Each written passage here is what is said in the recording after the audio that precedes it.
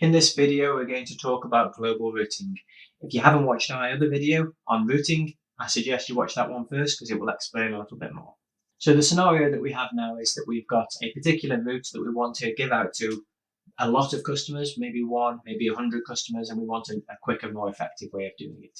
So in here, I'm going to go to global routing, we'll click on add, and I'm going to add my UK mobile card. I'm not going to bother with any tech prefix, but I'm going to say that this has got a dial string of 447. So we'll click on, we'll fill this in and we'll call this, let's say that we instantly make this card available to all of our UK customers. And I'm going to put a tag on this as UK. I'm going to click on save. Now, if I go to my customer in here, I've got my test customer. What I want is I basically want that rule to appear here.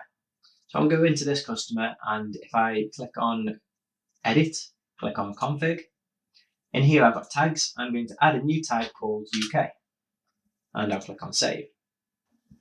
Now that tag is matched with our global route, and it's imported this route for us here. That customer's now got access to that route.